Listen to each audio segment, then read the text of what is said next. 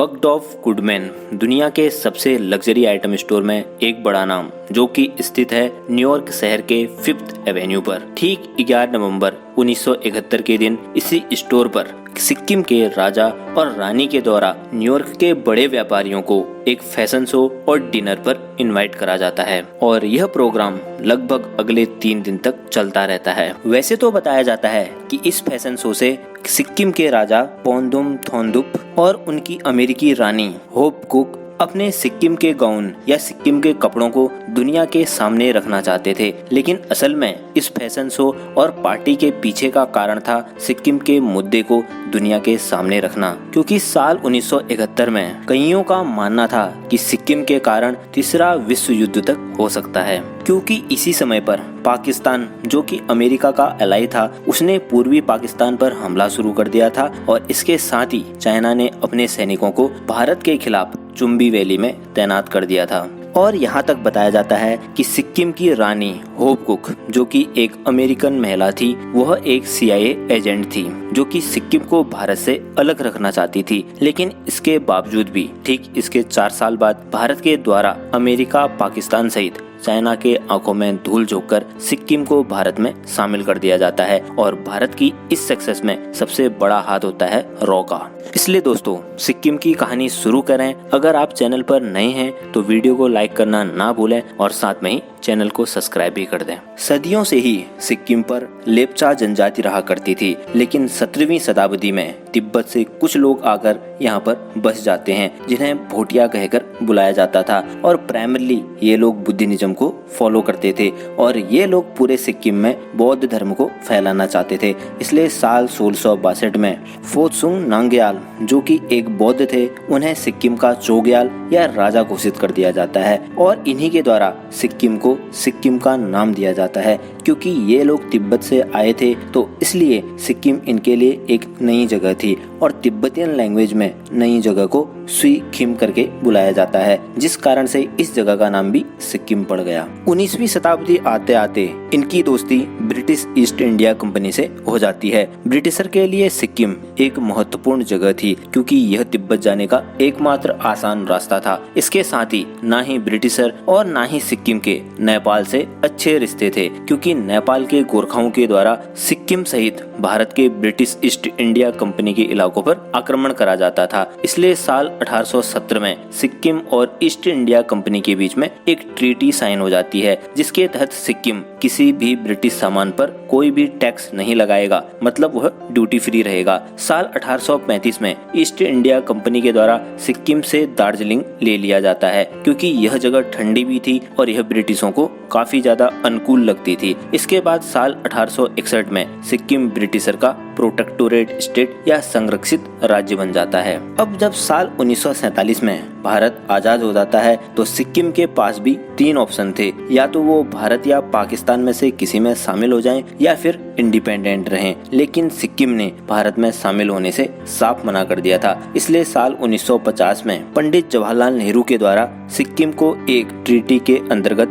Special state का दर्जा दिया जाता है, लेकिन वहीं सरदार पटेल और BN राव इसके सख्त खिलाफ होते हैं। इस ट्रीटी के अंतर्गत भारत के पास सिर्फ यह हक था कि भारत सिक्किम की सिक्योरिटी के लिए अपनी सेना को सिक्किम में तैनात कर सकता था। वहीं सरदार पटेल और BN राव का मानना था कि सिक्किम को दूसरे प्रिंसी स्टेट की तरह ही ट्रीट करना चाहिए। लेकिन वहीं पंडित जवाहरलाल नेहरू के विचार इस बारे में पटेल से हटकर थे। उनका मानना था कि अगर भारत सिक्किम को जबरन राजी करेगा तो इससे चाइना नाराज हो सकता है और जिस कारण से चाइना को तिब्बत पर हमला करने का एक कारण मिल सकता है, क्योंकि 1950 तक तिब्बत भी एक स्वतंत्र देश था। लेकिन नेहरू के इस मूव से चाइना को कोई भी फर्क नहीं पड़ता है। उसके बाद साल 1952 में वह तिब्बत पर आक्रमण करके उसे कब्जा कर लेता है। इसके बाद साल 1963 में सिक्किम के राजा तासी नामग्याल की मृत्यु हो जाती है और साल 1964 में पंडित जवाहरलाल नेहरू की, और इसके बाद तासी नामग्याल की जगह उनके बेटे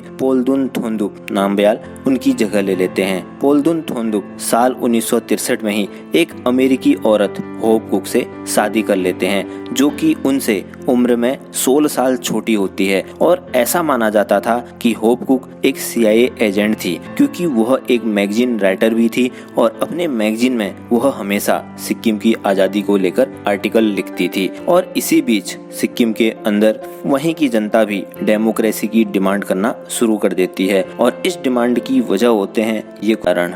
असल में सिक्किम में 3 तरह की कम्युनिटी रहती थी।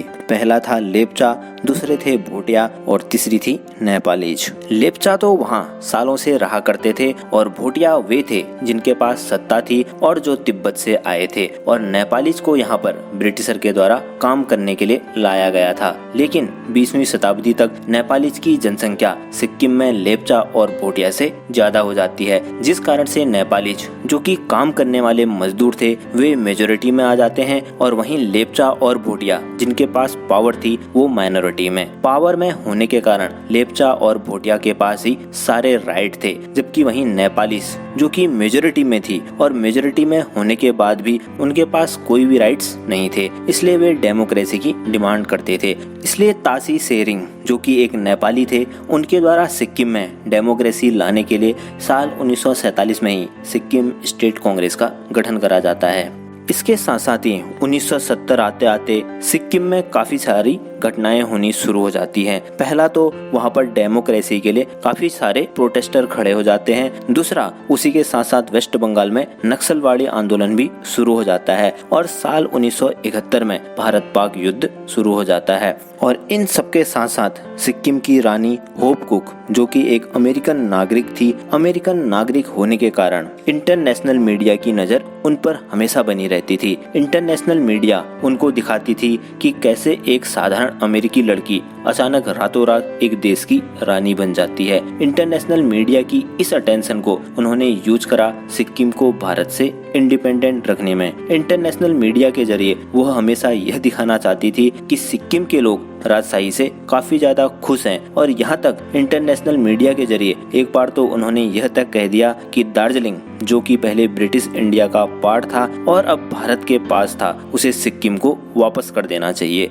उनकी इन हरकतों के कारण कई एनालिस्ट उन्हें CIA का एजेंट भी मानते थे। इसलिए साल 1971 में इंदिरा गांधी ने बांग्लादेश का मुद्दा खत्म करने के बाद साल 1972 में रॉ के चेयरमैन रामेश्वर नाथ काव या RN काव को बुलाया और उनसे पूछा कि सिक्किम का कुछ हो सकता है क्या। और फिर इसके बाद क्या था, काव अपने 2 अन्य साथियों के साथ PN बनर्जी और GBS सिंधु के साथ सिक्किम के लिए इस काम में जुट जाते हैं। इन तीनों ने मिलकर सिक्किम कांग्रेस के लीडर काडजी दोरजे को सपोर्ट करना शुरू कर दिया ताकि ये सिक्किम में डेमोक्रेसी के लिए प्रोटेस्ट कर सके। इनका प्लान यह था कि प्रो डेमोक्रेटिक प्रोटेस्ट के कारण चोग्याल या वहां का राजा भारत से लॉ एंड ऑर्डर रिस्टोर करने के लिए सहायता मांगेगा, और जिस कारण से भारत के पास एक मौका होगा सिक्किम को भारत में मिलाने का, और रॉ का यह प्लान सक्सेसफुल रहता है। 4 अप्रैल 1973 के दिन चोग्याल के महल के बाहर लगभग 15,000 प्रोटेस्टर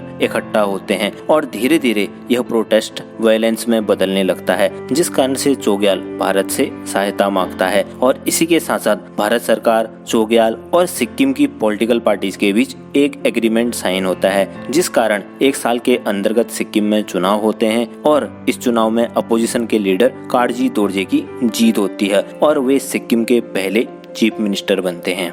लेकिन यह कहानी यहीं खत्म नहीं होती है। काडजी दोरजे जो कि मुख्यमंत्री बन जाते हैं, लेकिन चोग्याल या वहां का राजा अभी भी सिक्किम का हेड ऑफ स्टेट होता है और उसके पास डिसीजन लेने की सारी पावर होती है। लेकिन इसको बदलने में भी देर नहीं लगती है। 7 अप्रैल 1975 को सिक्किम में भारत के द्वारा तख्ता पलट करवा दिया जाता है और चोग्याल को उन्हीं के महल में बंदी बना दिया जाता है। इसके बाद सिक्किम के राजा और प्राइम मिनिस्टर इंदिरा गांधी के बीच काफी ज्यादा लेटर एक्सचेंज होते हैं और फाइनली भारत सरकार द्वारा 26 अप्रैल 1975 को संविधान में 34वां अमेंडमेंट कर सिक्किम को भारत का हिस्सा बना दिया जाता है। और इसके साथ साथ भारत सरकार द्वारा सिक्किम में रेफरेंडम या जनमत संग्रह करवाया जाता है, जिसमें 60,000 लोगों द्वारा इंडिया के फेवर में वोट करा जाता है, जबकि वहीं 1500 लोग बताते हैं कि वे राजशाही से खुश हैं और फाइनली 16 मई 1975 को सिक्किम भारत का 22वां राज्य बन जाता है। और इसके बाद साल 1982 में सिक्किम के चोग्याल की मृत्यु हो जाती है